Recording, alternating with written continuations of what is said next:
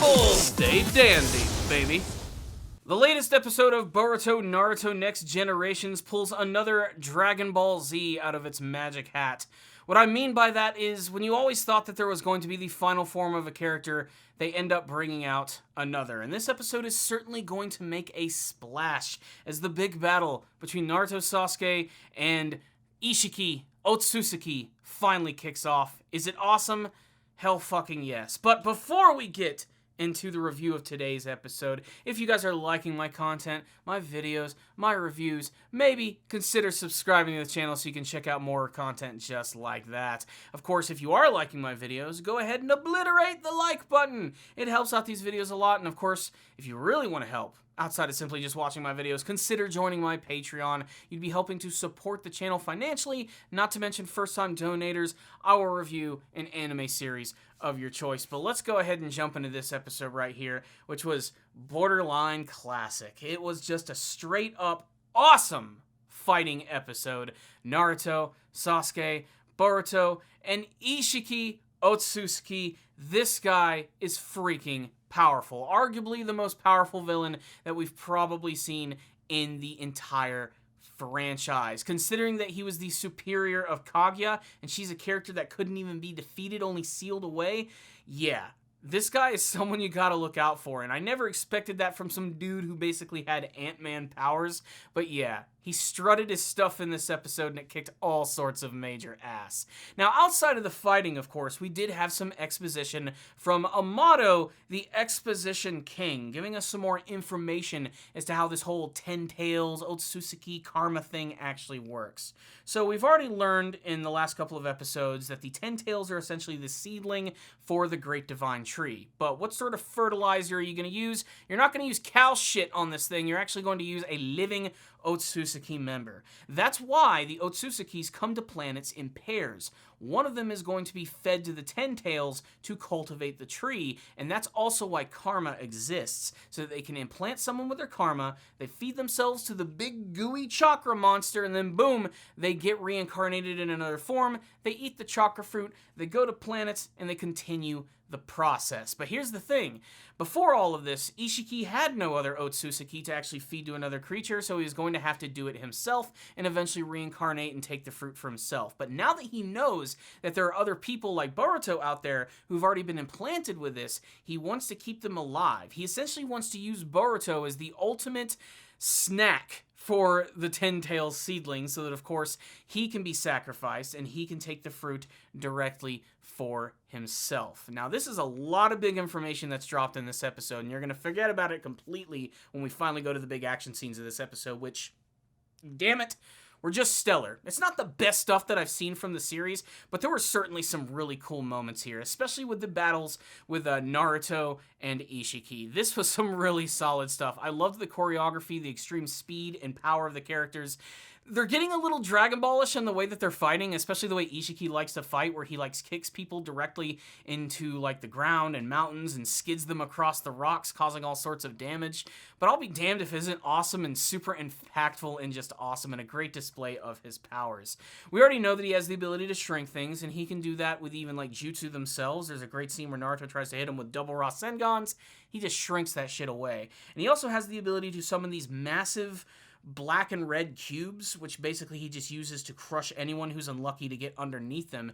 And seemingly he defeats Naruto in this episode with him being able to go up against Sasuke, which again also has some really awesome stuff going for it.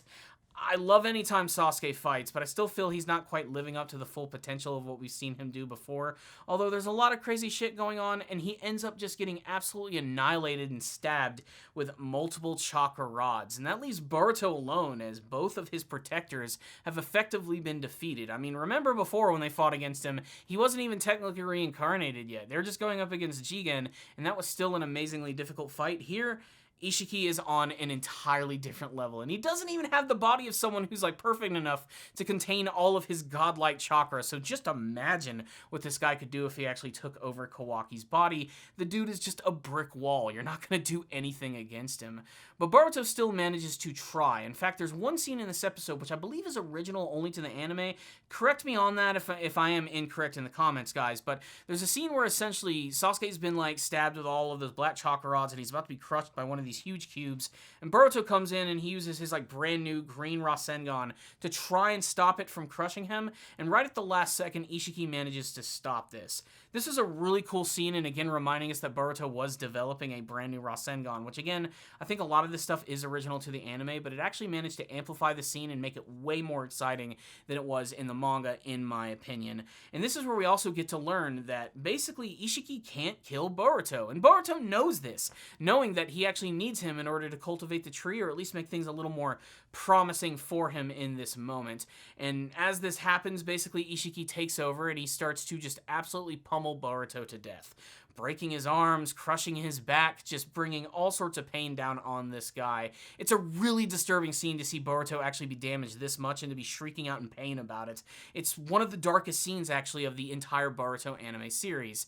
And then we get the moment. That's right. It's almost like I'm back on Planet Namek and I'm seeing lightning in the background as Frieza's laughing, because you know a character is about to go Super Saiyan, and that character is going to be Naruto, and this scene is legendary already. We don't even really get to see that much from it, but essentially we get to see that he has not been crushed by these massive cubes, and Kurama is talking to him internally saying that they do have one last-ditch effort move, a do-or-die technique that will supposedly kill Naruto. But of course, he's willing to go along with this, knowing that he will die anyway, and that he's been prepared for this ever since he was a young child, even before he was the Hokage.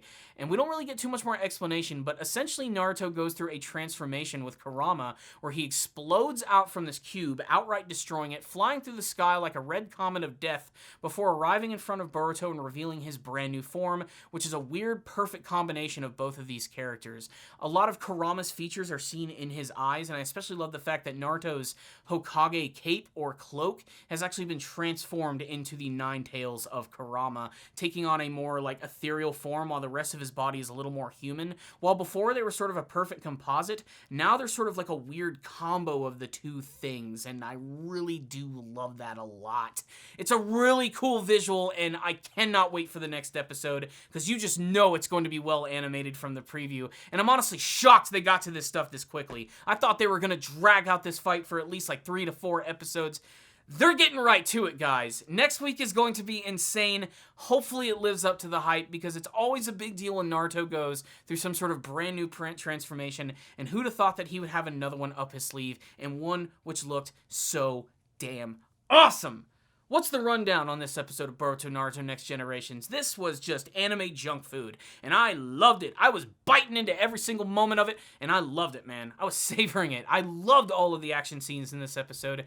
They were fast, they were fluid, they were cool, and they just established how stupid powerful Isshiki is, for the fact that Naruto and Sasuke, two characters who are so disgustingly powerful, are just struggling against this one dude who essentially just has the power to shrink things, and he's incredibly fast and powerful. That's basically it. For how much they actually have in their repertoire, I'm surprised they're not using it that much, and I wanted to see a little bit more of them combining their abilities together, but still, Isshiki just really is that much of a dominating force for these characters, and he manages to do that like pretty easily in this episode.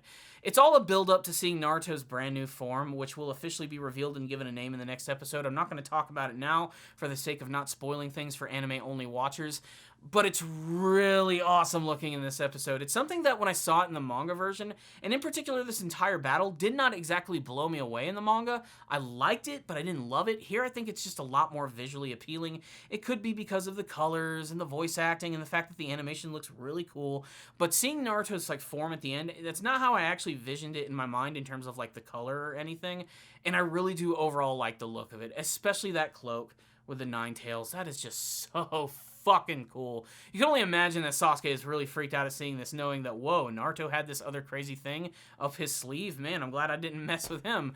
But here's the thing. the big risk behind this is that it is going to potentially kill him, and we're just going to have to wait to see how all of that is going to play out. I refuse to believe that they're going to kill off a character like this and in such a fashion, but who knows, it's still probably going to come with a massive price, especially because it's a combination attack of Naruto and Kurama actually working together. There are going to be some massive troubles for Naruto and Kurama after this battle ends, and who knows how it's going to end here. We're just going to have to wait and find out. But this episode right here I thought was really solid, action-packed, and felt kind of like watching a classic action episode of Naruto. And if that's what they were going for, then they got me hook, line, and sinker for this one, baby. I really liked it. So I loved this episode, even for its faults, even for when every single time they cut to Amato doing some explanation, it sort of took me out of it and wanted me to get me back to the fight. I was just gelling on this one a lot. I really liked it from the animation standpoints and just all the really big flashy moments and that Naruto form. That is just crispy as hell. I really love it. So I'm giving this one a 5 out of 5. If I had to complain, it would just be superficial stuff. Maybe some things could have looked a little better. Maybe they could have focused a little bit more on the fight.